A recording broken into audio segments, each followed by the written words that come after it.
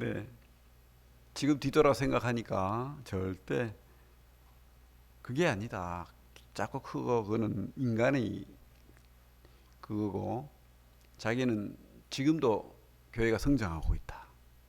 그래서 그때 감사가 되더래요. 지금도 감사가 되고 나는 내 평생 하나님을 위해 살 때 계속해서 성장하는 교회, 그런 교회의 일꾼이고 싶다 했는데 지금도 계속 성장하고 있대요. 그거 참 괜찮은 생각이다 생각이 듭니다. 그죠? 교회가 정체돼 있고 뭐 심지어 뭐 우리 교회는 50대밖에 없어요. 50대 이상밖에 없습니다. 뭐 이런 교회 아니고 또 영혼이 구원받고 또 영혼이 우리 청년들이 젊은 세대가 또 양육받고 일꾼이 돼가고 이런 교회 희망 있지 않습니까?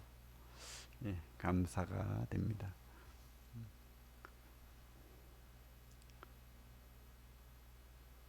우리 여기서부터 이제 진짜 방송입니다. 설교입니다.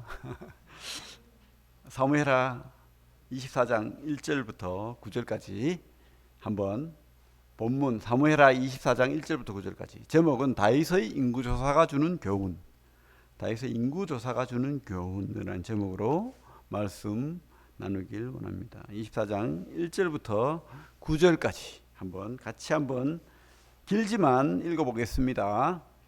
시작.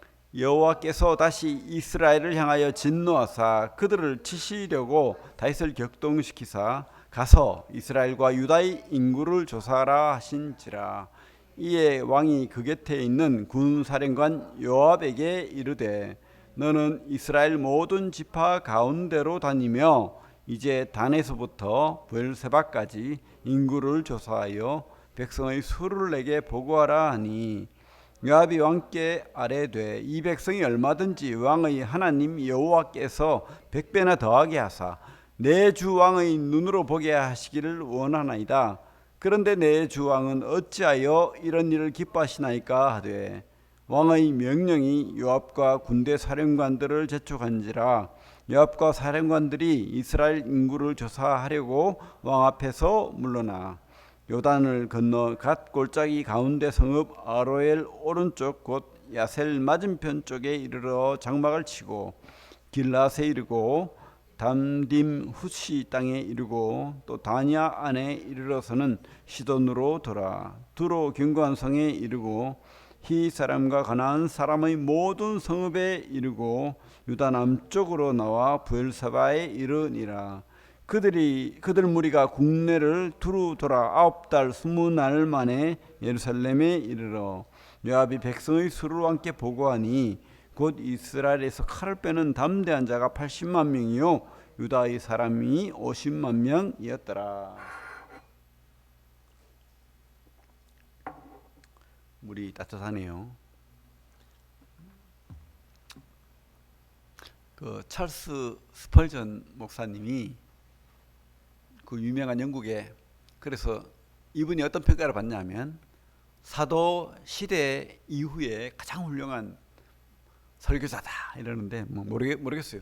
100년도 훨씬 전의 분이기 때문에 그분의 설교가 어떠한 힘을 가졌고 능력이 있는지 모르겠지만 어쨌든 스펄전 목사님 설교를 듣기 위해서 꽉꽉 차는 교회였어요. 그리고 그 스펄전 목사님이 설교를 그때는 이제 인사를 해가지고 나눠주면 그거를 또 보겠다고 사람들이 그렇게 아우성을 하고 그렇게 했답니다. 그죠? 그 이 목사님이 어떤 목장을 방문을 했는데 이 바람개 있잖아요. 풍향계 이렇게 바람 따라서 방향이 바람이 어느 쪽으로 부는지 알기 위해서 거기에 글자가 새겨져 있는데 하나님은 사랑이시다 이렇게. 그래서 야, 참 재밌다 생각을 했대요. 그래가지고 농부한테 이제 좀 유머 있게 물었어요. 농부님, 저 하나님은 사랑이시다가 왜 하필 풍향계에 있죠? 하나님 사랑이 이리 갔다 저리 갔다 합니까? 이렇게 물었대요. 그러니까 그게 아니고요. 하나님의 사랑은 바람이 이쪽으로 불든 이쪽으로 불든 상관없이 하나님은 사랑이십니다. 나에게 기쁨을 주건 행복을 주건 그것도 하나님이시고, 나를 고난 가운데 환난 가운데 둘지라도 그분은 하나님은 사랑이십니다. 그 말에 깜짝 놀랐대요. 아, 맞다. 그죠? 여러분 인정하십니까? 여러분들 삶 속에서 어떠한 경우에 있더라도 하나님은 사랑이십니까?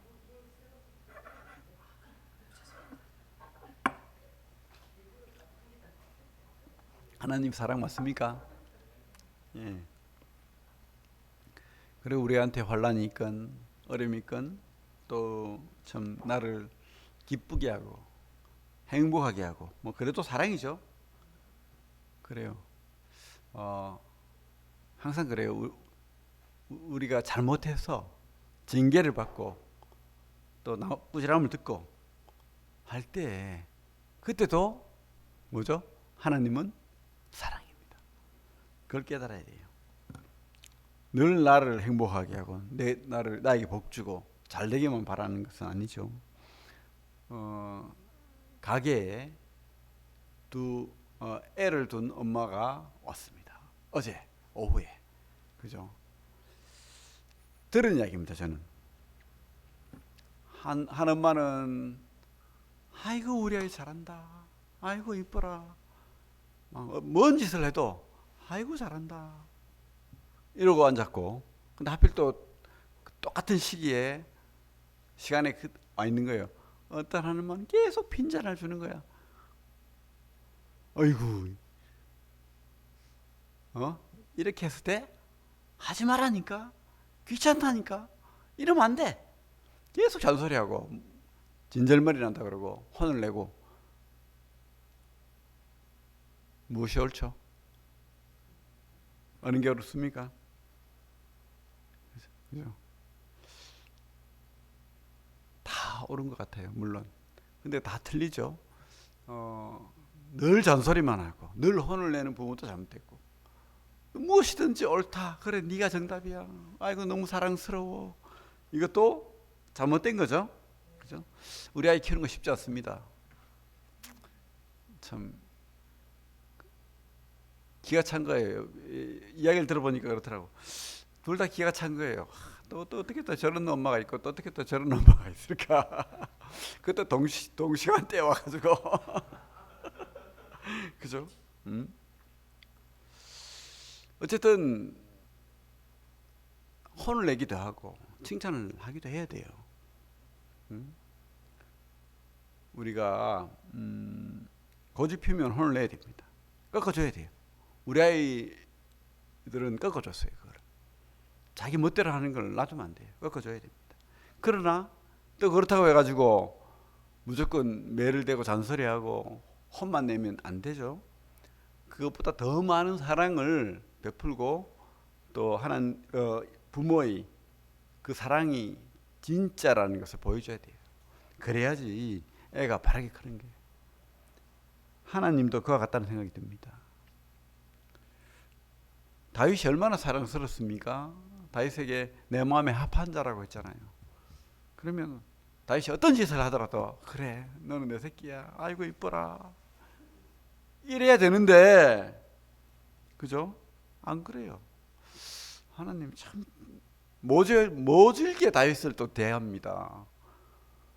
인간적으로 보면, 세상적으로 보면 아무 잘못도 아닌 것 같은데, 오늘 본문의 인구조사가 죄입니까? 어때요? 여러분, 뭐 그럴 수 있잖아요. 뭐 왕인데 인구조사 할 수 있지. 죄예요?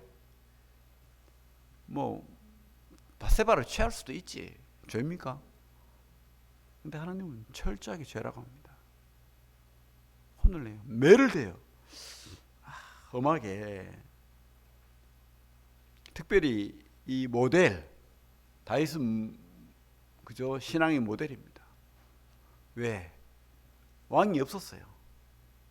근데 왕을 세웠어요. 그 왕은 진짜 왕을 인정하고 섬기는 왕이라 해야 돼요. 그래야 하나님의 나라입니다. 그렇기 때문에 다윗은 특별히 모델과 같기 때문에 엄하게 대하는 거예요. 엄하게 사랑하기 때문에. 그죠? 바람이 이렇게 불어도 하나님 사랑이고 이렇게 불어도 하나님 사랑인 거예요. 매를 대도 사랑이고, 그죠?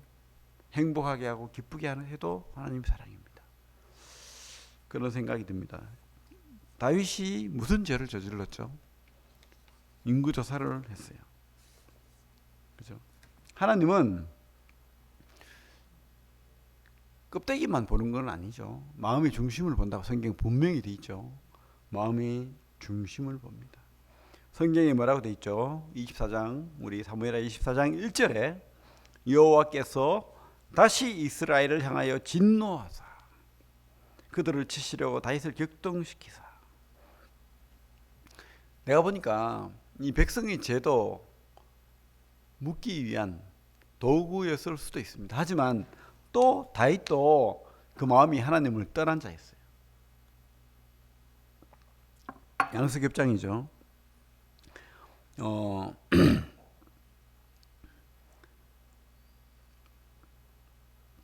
사탄이 격동을 시켰다고 볼 수 있죠.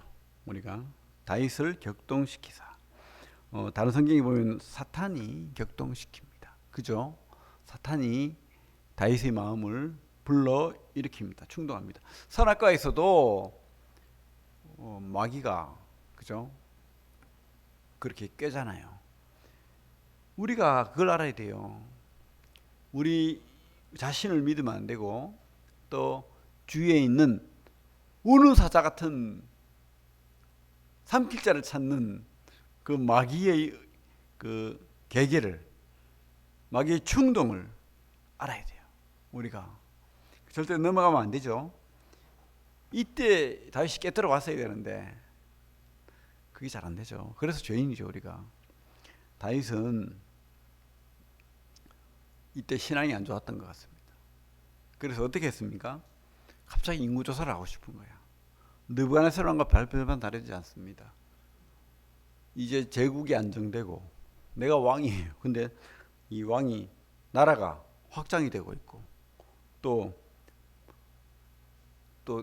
꿈이 생기는 거예요.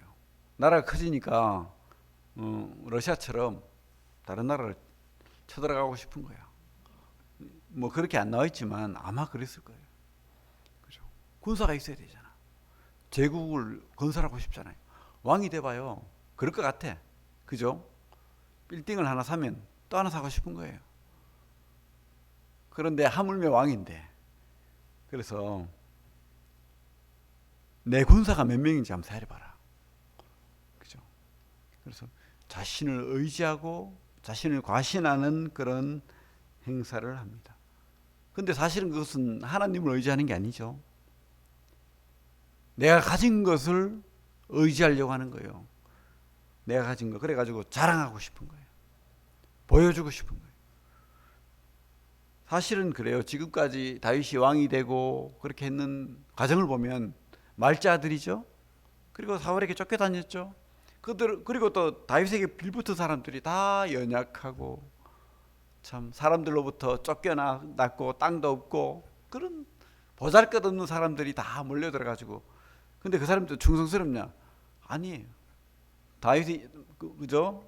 가족들이 이렇게 포로로 잡혀가니까 다윗을 돌로 쳐 죽이려고 했잖아요. 그런 오합지졸, 그런 사람들은 모여있던 제국이었어요. 왕이었죠 그 당시에. 그죠? 왕이 되기 전이지만 그런 자를 하나님께 세우신 거예요. 포기하지 않고 연단시키시고 그래서 왕이 되게 하신 거예요. 그때 그가 다윗이 잘나서 왕이 됐습니까? 골리앗도 다윗이 잘나서 골리앗이 죽었습니까? 아니에요. 하나님의 은혜였어요. 전적으로 하나님을 의지하고 매달리고 기도하고. 시편을 봐요. 얼마나 절절하게 기도합니까? 하나님 앞에 원수를 맡기고 살려달라고 하고. 그렇게 했던 다윗이 이제 하나님이 온데간데 없고 내 군사가 몇 명이야? 헤아려 보니까 80만 명에 50만 명이에요. 출애굽할 때 60만 명이니까 500년 지났어요. 배가 더 많아졌습니다. 2.5배 가까이 되죠. 얼마나 자랑스럽습니까? 이 정도면은 내가 이 가나안 땅을 넘어서 저 시리아 땅, 저 이집트 다 내가 차지할 수 있어. 이런 자랑, 이런 교만, 이것이 들어왔던 거예요.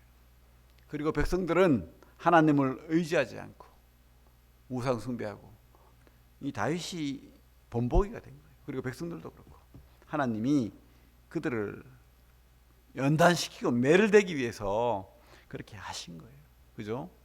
그렇습니다. 이 죄의 시작이 그래요.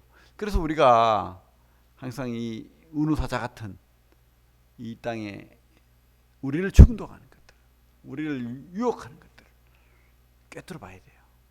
꿰뚫어 봐야 돼요. 그리고 그 충동과 그 사탄의 그 계계 안에는 우리의 욕심, 내 자신의 욕심, 그리고 교만, 그죠? 자랑하고 싶은 거. 혹시 자랑하고 싶은 게 있어요? 그죠? 내 친구는 벤츠를 탄다. 거기에 주눅 들어가지고 막 풀주고 있고. 왜 그래요? 그럴 필요 없어요. 아니, 나는 천국을 소유한 사람인데 그렇게 주눅 들어가지고, 그죠? 아니면 또 내가 진짜 돈이 많아. 근데 내가 믿는 하나님 의지하지 않고 내가 가진 것, 내 주먹, 내가 가진 재산, 뭐 이런 것만 의지하고 있다면 그건 잘못된 신앙인 거예요. 다행이죠. 다윗 같으면은 엄청 매맞는데 하나님 우리 매를 당장 안 되니까 얼마나 감사합니까? 하지만 이 성경이 교훈이 되는 거예요. 여러분, 하나님은 그것을 죄라고 말합니다. 너 지금 죄 짓고 있어. 인구조사하는 게 뭐가 죄예요? 근데 하나님은 죄라고 합니다. 그래서 우리가 깨달아야 돼요. 우리가 얼마나 죄인인지 하나님 앞에 죄를 깨닫고 그렇게 하나님 앞에 나아가야 돼요. 죄인인 거 알았을 때, 그죠? 바로 깨달아야 돼요. 그래야지 덜 맞는 거예요. 하나님은 치십니다. 그죠? 진노하십니다. 하나님은 중심을 보시죠. 그래서 선지자를 통해서 다윗을 나무랍니다. 그죠? 하나님이 징계를 선포하죠. 우리 13절 보면 이렇게 돼 있죠.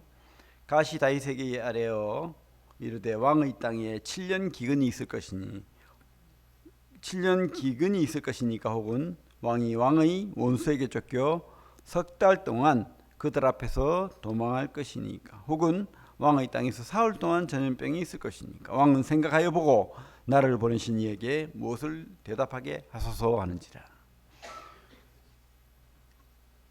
근데 다윗은요 뒤에 쭉 보면은 진짜 우리가 본받아야 될, 우리는 다 죄인이에요. 그래서 다윗보다 더 연약해요. 얼마든지 이런 유혹받고 죄를 짓고, 그죠? 하나님을 떠나고 그렇게 합니다. 그때 우리가 어떤 삶을, 어떤 선택을 해야 될지를 보여주는 거예요. 우리는 내가 죄인인 걸 회개해야 돼요. 철저하게 뉘우쳐야 돼요. 회개해야 됩니다. 우리 17절을 보면 다윗이 이렇게 말합니다. 다윗이 백성을 치는 천사를 보고 곧 여호와께 아뢰어 이르되 나는 범죄하였고 악을 행하였거니와 이 약무리는 무엇을 행하였나이까? 청하건대 주의 손으로 나와 내 아버지 집을 치소서 하는지라. 다윗이 다른 것들은, 다른 심판은 내가 받지 않겠습니다. 왜? 하나님이 직접적인 심판을 받고 싶은 거예요. 그러니까 이 다윗이 진짜 대단한 겁니다. 어쨌든 하나님이 죽여도 하나님, 살려도 하나님, 그죠? 그런 자식은요 아무리 매를 대도 사랑스러운 거예요. 그러니까 이 다윗이 사랑받을 만하죠. 해체를 대는데 막 도망가 버리잖아요. 근데 그런 자식이 있는데 해체를 대도 끝까지 가랑이 붙잡고 어? 용서해달라고, 사랑해달라고 그렇게 붙는 애도 있어요. 키워보면 다 달라요. 그런 애가 사랑스러운 거예요. 그죠? 다윗이 그런 거예요. 내가 잘못했다고 철저하게 회개하는 거예요. 그러니까 하나님 용서하죠. 뉘우치죠. 하나님 마음 중심을 보니까. 그리고 회개할 뿐만 아니라 하나님께 나아가야 돼요. 하나님 어찌하게 하면 되겠습니까? 하나님 이 백성 제발 용서해 주십시오. 다 나 때문입니다. 왕을 잘못 떠가지고 이 백성들이 징계당합니다. 이게 하나님 마음 아닙니까? 우리도 이런 마음을 가져야 되겠습니다. 교회에 대해서, 성도에 대해서, 세상에 대해서. 그냥 내가 낸데 하고 그렇게 살면 안 됩니다. 서로 우리 같이 가는 거예요. 그죠? 서로 같이 엮여 있는 거예요. 가족입니다. 한 몸입니다. 그래서 이 다윗처럼 이렇게 누가 징계를 당하거나 아프거나 또 그러면 물론 또 그게 또 하나님이 어떤 꼭 그런 죄 때문이 아니죠. 그런 말 하면 절대 안 됩니다. 그죠? 기도해주고 오히려 나를 내 죄 때문에 이 성도가 내가 모델이 되지 않고 내가 사랑해주지 않았기 때문에 이 성도가 교회 안 나오고 그렇게 힘들어하는구나 이렇게 생각하고 더 기도해야 되겠죠. 참 이 다윗은 바로 우리 주님 같은 마음을 먹었다는 생각이 듭니다. 바로 이렇게 회개하고 또 하나님 앞에 나와서 예배를 드릴 제단을 쌓는 거예요. 예배를 드릴 제단을 쌓는 거예요. 예배가 회복돼야 됩니다. 여러분 우리가 진정한 회개는요 예배로 치유되는 거예요. 진정한 참회는 예배로 치유되는 겁니다. 그래서 예배를 드릴 단을 만들고 예배를 드리는 거예요. 제단을 통해서 제사를 드리죠. 우리에게 적용시키면은 우리가 참 하나님 앞에 이 예배 드릴 때 뭐 감사와 찬양도 있지만은 그 앞에 내가 살아온 것들, 잘못 생각한 것들 다 내려놔야 돼요. 거기에 자신을 돌아봐야 돼요. 아니 예배 자리에 십자가의 구원 그것만 있는 게 아니에요. 우리 자신을 돌아보고 내가 얼마나 죄인이었던가 아니면 내가 얼마나 죄인인가 이거 깨닫고 그래야 그 십자가가 놀라운 십자가가 되는 거예요. 구원의 십자가가 되는 거고 은혜의 십자가가 되는 거예요. 그죠? 그리고 그때 찬양이 더 내 목소리가 더 커지는 거예요. 저는 요즘 좀 그런 마음이 있어요. 좀 안타까운 마음이 있습니다. 참 제가 연약하구나 미련하구나 참 더 훌륭한 인도자가 있으면 좋겠다 이런 생각을 합니다. 그래서 기도하고 있습니다. 어쨌든 예배에 이런 회개와 또 간구와 감사가 있어 같이 가야 되겠죠. 그리고 무엇보다도 우리 삶이 예배가 되어야 됩니다. 여기 보면 아리우나 그죠? 아리우나 타작마당이라고 나오는데 여기가 어디냐면 그 우리 아브라함이 이삭을 바치던 모리아 산으로 추정합니다. 역대하 3장 1절에도 보면 모리아 산이라는 말로 나오죠. 그래서 참 이게 다 하나님이 그 어떤 은혜로 엮여 있어요.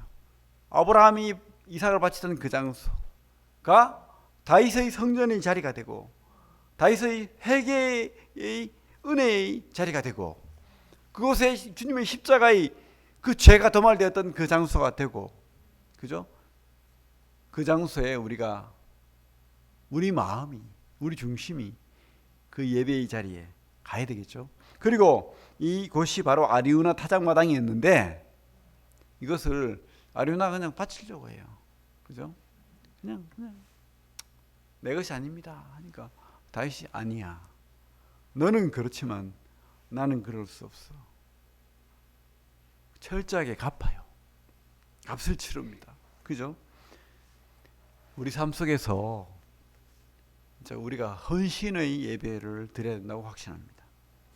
그냥 은혜로만 산다? 아니, 우리 구원은 은혜로 받지만은 우리 삶은 하나님이 요구하십니다. 헌신을 요구하는 거예요. 값을 치르는 거예요. 내 시간을 드리고 내 물질을 드리고, 그죠?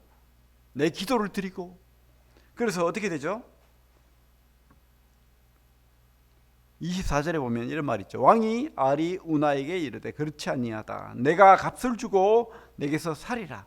값 없이는 내 하나님 여호와께 번제를 드리지 아니하리라 하고, 다윗은 은 50세겔로 타작마당과 소를 사고 그곳에서 여호와를 위하여 제단을 쌓고 번제와 화목제를 드렸더니 이에 여호와께서 그 땅을 위한 기도를 들으시며 이스라엘에게 내리는 재앙이 그쳤더라.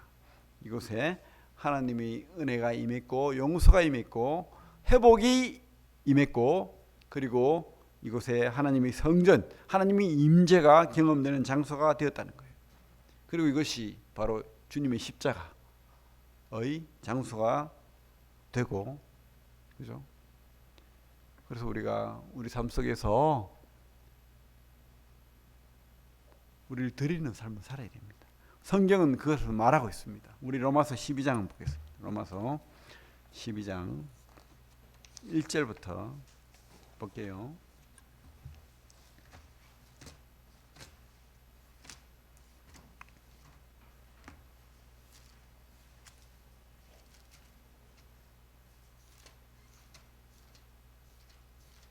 (12장) 1절부터 같이 읽겠습니다. 1절부터 1절만 시작. 그러므로 형제들아, 내가 하나님의 모든 자비하심으로 너희를 권하노니 너희 몸을 하나님이 기뻐하시는 거룩한 산 제물로 드리라. 이는 너희가 드릴 영적 예배니라. 물론 주님의 십자가로, 하나님의 사랑으로 우리에게 은혜가 임했습니다. 하지만 우리 삶은 이렇게 헌신이 필요한 거예요. 다윗처럼 이렇게 우리 것이 드려질 때 하나님이 기뻐하시는 겁니다.